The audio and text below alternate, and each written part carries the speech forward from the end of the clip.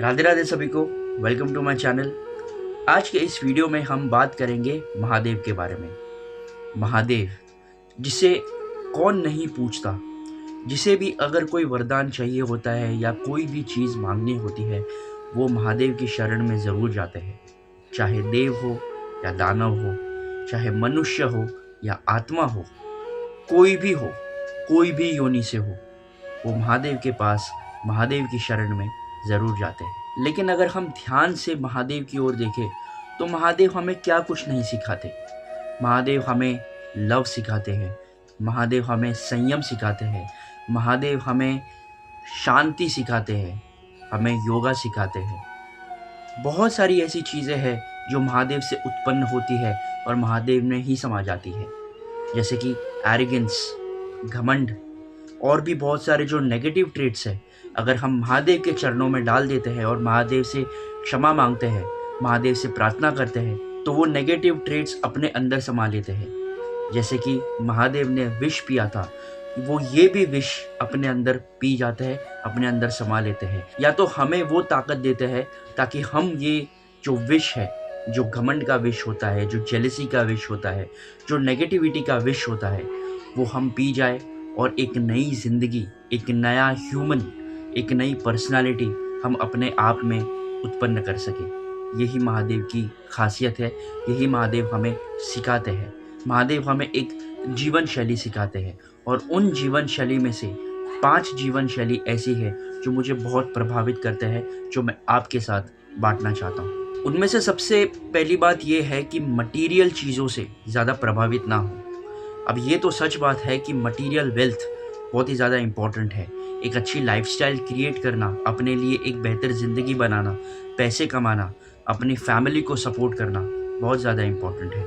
लेकिन महादेव ये कहते हैं, महादेव की जीवन से हमें ये सीखने मिलता है कि जो मटेरियल वेल्थ है उससे हम ज़्यादा प्रभावित ना हो, ज़्यादा अटैच ना हो, क्योंकि मटेरियल जो चीज़ें होती है वो आती जाती रहती है, वो कभी भी परमानेंट नहीं होती। जैसे कि आप महादेव को देख लीजिए। महादेव एकमात्र देवता ऐसे हैं जो जंगलों में रहते हैं, पहाड़ों में रहते हैं। उनका कभी कोई महल नहीं है, वो मुकुट नहीं पहनते, वो ऐसे वस्त्र नहीं पहनते, गहने नहीं पहनते। वो बैरागी है, जंगलों में रहते हैं और उन्हें कभी भी किसी का मोह नहीं है, कभी किसी की चाहत नहीं है। उन्हें कभी भी कोई भी मटेरियल चीज़ों से प्रभाव या अटैचमेंट बिल्कुल भी नहीं है। वो अपने भक्तों को सारा कुछ दे देंगे, लेकिन वो खुद बैराग में रहेंगे। वो इसीलिए क्योंकि उन्हें पता है कि मटेरियल चीज़ें आती जाती रहती है। एकमात्र चीज़ जो अगर इंसान के पास रहती है वो है उसका कैरेक्टर, वो है उसकी अच्छी नीयत और उसके अच्छे कर्म। और यही चीज़ें हैं जो उसके साथ मृत्यु के बाद भी उसके साथ ही जाएगी। मटेरियल चीज़ें सारी यही रह जाएगी, लेकिन अच्छा कैरेक्टर, अच्छी नीयत, अच्छे कर्म उसके साथ आगे कैरी फॉरवर्ड होंगे। यही महादेव सिखाना चाहते हैं। दूसरी इम्पोर्टेंट चीज़ ये है कि महादेव कहते हैं कि जो अपने नेगेटिव थॉट्स हैं उसे सप्रेस करना सीखे। अपने जो नेगेटिविटी आती है, जो ओवर थिंकिंग आती है, जो बिना बात का हम सोचने लगते हैं, कुछ ना कुछ अपने माइंड में सिनेरियो बनाने लगते हैं, वो सिनेरियो से बचना बहुत ज़्यादा इम्पोर्टेंट है। क्योंकि अगर वो चीज़ हमारे दिमाग पर हावी हो जाती है तो हम कोई भी सिचुएशन में आगे बढ़ नहीं पाएंगे। महादेव एक योगी है, महादेव हमेशा ध्यान में रहते हैं और ये ध्यान के द्वारा महादेव हमें बताते हैं कि एक शांत मन, एक शांत दिमाग बहुत सारी चीज़ें आराम से कर सकते हैं। अगर आपका मन शांत है, आपका दिमाग शांत है, आप एक योगी की तरह हो, तो आप दुनिया का कोई भी कार्य, कोई भी चीज़ आसानी से कर सकते हो। चाहे वो जॉब हो, चाहे वो पढ़ाई हो, चाहे वो बिजनेस हो, कोई भी कार्य आपके लिए असंभव नहीं रहता। लेकिन वो नेगेटिव एनर्जी, जो नेगेटिव थॉट्स हैं, जो ओवर थिंकिंग है, उसे सप्रेस करना, उसे दबाना, उसे कंट्रोल करना बहुत ज़्यादा इम्पोर्टेंट है। यही बात भगवत गीता में श्री कृष्ण भी कहते हैं कि अर्जुन, अपनी जो ओवर थिंकिंग है, अपने जो नेगेटिव थॉट्स हैं, उसे कंट्रोल करो, अपने दिमाग को कंट्रोल करो और ये युद्ध करो। हमें भी ये जो जीवन का युद्ध है, वो युद्ध कैसे करना है, कैसे हमें ये लाइफ जीनी है, कैसे हमें लाइफ में आगे बढ़ना है, कैसे पॉजिटिव इम्पैक्ट लाना है, यही महादेव सिखाते हैं। तीसरी सबसे इम्पोर्टेंट बात है रिस्पेक्ट वुमन। रिस्पेक्ट, जो रिस्पेक्ट होती है वो आजकल बहुत कम देखने को मिलती है। हम अपने बेटर हाफ को, चाहे वो लड़का हो या लड़की, बड़ी बदतमीज़ी से बात कर लेते हैं और हमें ये लगता है कि रिश्ते में तो ये सारी चीज़ें चलते रहती हैं। नहीं, महादेव पार्वती जी को कभी भी डिसरिस्पेक्ट से बात नहीं की, कभी डिसरिस्पेक्ट किया ही नहीं है। बल्कि शिव के बिना शक्ति अधूरी है और शक्ति के बिना शिव अधूरे हैं। शिव और शक्ति का मिलन ही ये पूरे संसार को चलाने में योगदान करता है, प्रकृति को चलाने में योगदान करता है। और उसी तरह भगवान ने, महादेव ने पुरुष और औरत का जो समाज बनाया है, वो समाज मिलजुल कर रहे, एक साथ रहे, एक दूसरे की ताकत बने, यही शिव सिखाते हैं और यही शिव और पार्वती जी से हमें सीखना चाहिए। एक दूसरे की रिस्पेक्ट करना, एक दूसरे को इक्वल मानना, कोई किसी से बड़ा नहीं, कोई किसी से कम नहीं, ये मान्यता रखना बहुत ज़्यादा इम्पोर्टेंट है। यही शिव शक्ति सिखाते हैं। यदि आप शिव की आराधना करते हो, शिव की पूजा करते हो, लेकिन घर जाके, बाहर जाके लड़की को छेड़ते हो या बदतमीज़ी से बात करते हो या लड़कों से रूडली बात करते हो, तो महादेव कभी भी आप पे कृपा नहीं करेंगे। महादेव को ये सारी चीज़ें कभी भी पसंद नहीं है कि आप उनकी पूजा करके बाहर जाके अपनी मनमानी करते हो, एक दूसरे को डिसरिस्पेक्ट करते हो, एक दूसरे को गालियाँ देते हो और ये समझते हो कि रिश्ते में ये सारी चीज़ें चलती है। बिल्कुल नहीं। रिश्ता अंडरस्टैंडिंग से चलता है, रिश्ता लॉयल्टी से चलता है और यही रिश्ता महादेव हमें सिखाना चाहते हैं उनकी जीवन शैली से। फोर्थ इम्पॉर्टेंट चीज़ है कि महादेव कहते हैं कि nothing in this world is permanent. कुछ भी चीज़ परमानेंट नहीं है, सारी की सारी चीज़ टेम्पररी है। चाहे वो रिश्ते हो, चाहे वो कमाया हुआ धन हो, चाहे आपका घर हो, चाहे कुछ भी हो, कोई भी चीज़ इस दुनिया में परमानेंट नहीं है। जो इंसान आया है उसे जाना है, चाहे वो रिश्तों में हो। बहुत सारे रिश्ते ऐसे होते हैं जो टूट जाते हैं। हमें ऐसा लगता है कि ये जो दोस्ती है या ये जो रिश्ता है, ये जो रिलेशनशिप है, वो बहुत ही लंबा चलेगा और ये अगर टूट गया तो मैं तो ज़िंदा रह ही नहीं पाऊँगा। ऐसा नहीं होता। रिश्ता अगर टूटता है तो उस रिश्ते की जो समय थी, जो अवधि थी, वो उस समय पूरी हो गई, इसीलिए वो रिश्ता भी टूट गया। इसीलिए महादेव कहते हैं कि कोई भी चीज़ परमानेंट नहीं है और हमें ये सारी चीज़ों से अपने आप को डिटैच रखना है, अपने आप को दूर रखना है, अपने आप में संयम लाना है, पेशेंस लाना है। तभी हम इस मटेरियल वर्ल्ड से टैकल करने में सक्षम होंगे। नहीं तो हम इस मटेरियल वर्ल्ड में घूमते ही रहेंगे, एक दूसरे की चीज़ों से अटैच्ड होते रहेंगे और वो जब डिटैच में बदल जाएगी तब हम उस चीज़ को छोड़ नहीं पाएंगे और दुख होगा, बहुत दुख होगा और उस दुख से हमें बहुत ही पीड़ा होगी और हम लाइफ में कभी भी आगे नहीं बढ़ पाएंगे। बहुत सारे लोग रिश्तों में धोखा खा के आगे नहीं बढ़ पाते, दूसरा प्यार नहीं कर सकते, दूसरा रिश्ता नहीं बना सकते, लेकिन ये गलत है। हमें ये समझना होगा कि जितनी भी चीज़ें हैं वो टेम्पररी है, कुछ भी परमानेंट नहीं है। चाहे वो आपका रिश्ता हो, चाहे वो आपका धन हो, चाहे आपका घर हो, चाहे कुछ भी हो। इस दुनिया में अगर आप आए हो तो वो टेम्पररी मायने से ही आए हो, परमानेंटली आप यहाँ पे नहीं रहने वाले। परमानेंट सिर्फ एक है, वो है महादेव। और फिफ्थ सबसे इम्पोर्टेंट चीज़ और सबसे ज़रूरी चीज़ कि शिव और विष्णु एक ही है, वो अलग नहीं है। शिव विष्णु के आराध्य है और विष्णु शिव के आराध्य है। वो एक दूसरे में रहते हैं, वो एक दूसरे में समाये हुए हैं। हमारी सोसाइटी में आजकल बहुत ये चर्चा होती है कि तुम शिव को मानने वाले हो, तुम राम को मानने वाले हो, तुम कृष्ण को मानने वाले हो, तो हमसे दूर रहो। ऐसा नहीं होता। अगर आप शिव को मान रहे हो तो आप कृष्ण को भी मान रहे हो, आप राम को भी मान रहे हो, आप विष्णु को भी मान रहे हो। अगर आपको कृष्ण की कृपा चाहिए, कृष्ण का ब्लेसिंग्स चाहिए, तो आपको महादेव की पूजा करनी ही पड़ेगी।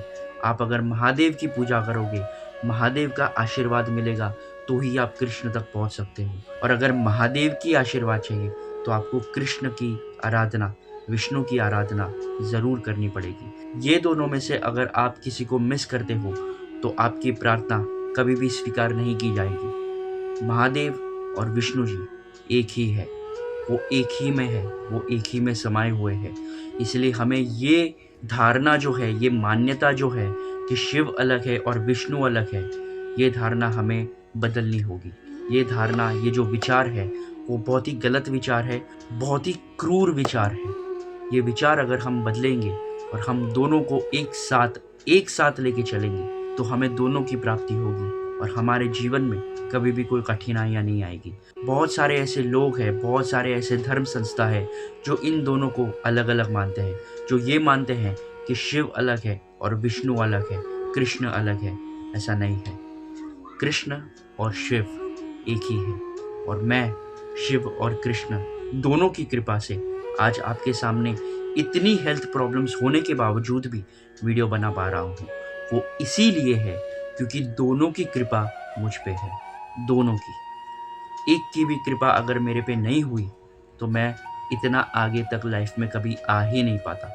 इसलिए महादेव और कृष्ण, महादेव और विष्णु दोनों एक ही है और हमें एक ही समझ के उनकी पूजा करनी है। देखिए, हम भगवान को मानते हैं, भगवान को पूजते हैं, लेकिन अगर हम राम जी की ज़िंदगी के बारे में देखें, कृष्ण जी की ज़िंदगी के बारे में देखें, शिव जी की ज़िंदगी के बारे में देखें और उन्हें स्टडी करें, उन्हें थोड़ा पहचानने की कोशिश करें तो हमें उनमें से बहुत कुछ सीखने मिलता है। रामायण से, महाभारत से, शिव जी से इतना कुछ सीखने मिलता है। As a character, as a person हम इतनी सारी क्वालिटीज़ उनमें से ले सकते हैं और अपना लाइफ बेटर बनाने की कोशिश कर सकते हैं कि हमें दूसरे किसी के पास जाने की या दूसरे साइकियाट्रिस्ट के पास जाने की या डॉक्टर्स के पास जाने की ज़रूरत ही नहीं पड़ेगी। हमें इस लाइफ में, इस जीवन में कैसे रहना है, क्या करना है, क्या कर्म करे, क्या धर्म से करे, ये सारी चीज़ें हमें इन लोगों से, इन हमारे देवताओं से सीखने को मिल जाती हैं। और इन्हीं के थ्रू जो मैं ये वीडियोस बना रहा हूँ, इन्हीं के थ्रू, इन्हीं की जीवन शैली से प्रभावित होकर मैं ये सारी वीडियोस बनाता हूँ। भगवद गीता है, रामायण है, महाभारत है, शिव जी है। शिव जी हमें बहुत कुछ सिखाते हैं। शिव जी हमें एक बेहतर इंसान बनने में पूर्ण सहयोग करते हैं। हमें शिव जी के पास सिर्फ मांगने के इरादे से नहीं जाना चाहिए, बल्कि हमें शिव जी के पास एक अच्छा इंसान बनने के इरादे से जाना चाहिए।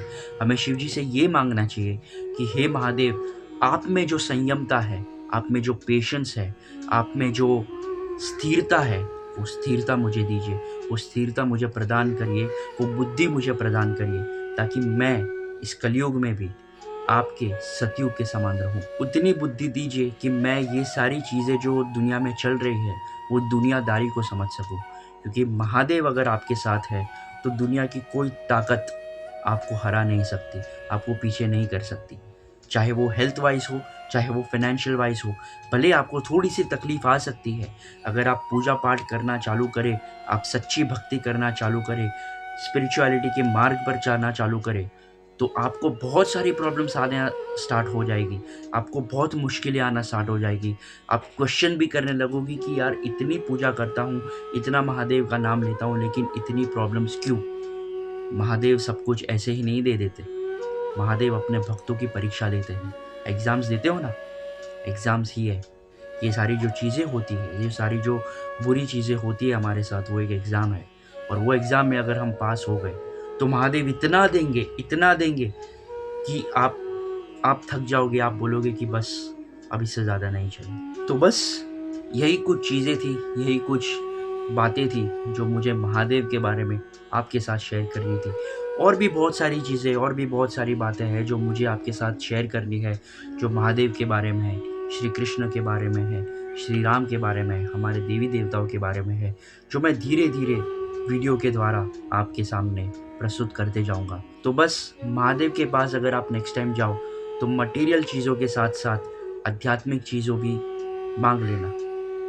शांति मांगना, संयम मांगना, एक बेटर इंसान कैसे बने वो सारे गुण मांगना, क्योंकि महादेव सब कुछ दे देते हैं।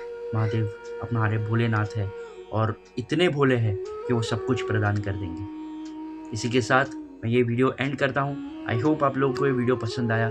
अगर पसंद आया हो तो अपने फ्रेंड्स एंड फैमिली के साथ ज़रूर शेयर करना और उन्हें भी महादेव से परिचित करना। मिलते हैं अगले वीडियो में, तब तक के लिए हरे कृष्णा, ओम नमः शिवाय।